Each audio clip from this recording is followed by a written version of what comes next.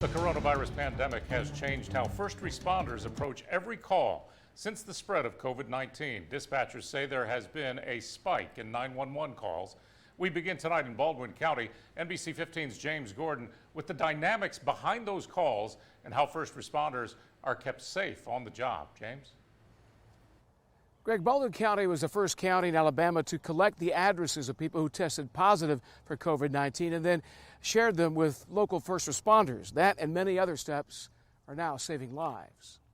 It's now become part of the new norm for all 911 dispatchers. When we're asking them to try to put a level of protection there over the responders that are solely in their hands based on what they're able to screen from the callers, it probably puts a little more stress on them in their daily routine. In Baldwin County, if you compare the 911 calls made from March to April of this year with calls at the same time last year, you will see a 500-plus spike in calls.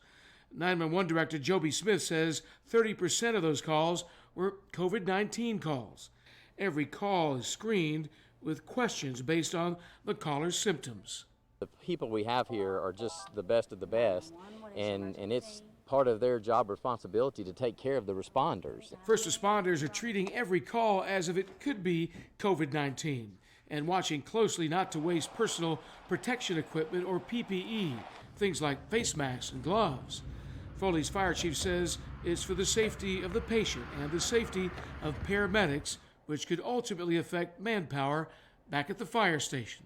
One person down forces us into a situation where we have to make decisions about our ability to respond. As more and more people get tested, the numbers of COVID-19 are expected to spike in Alabama soon.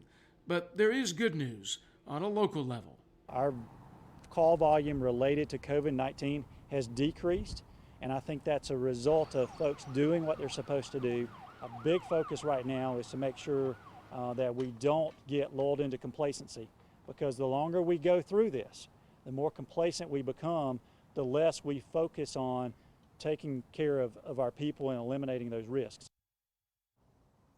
Again, stay at home is still the rallying cry, and for now, don't let the stats and the numbers lead to complacency. But now we're live in Baldwin County. James Gordon, NBC 15 News.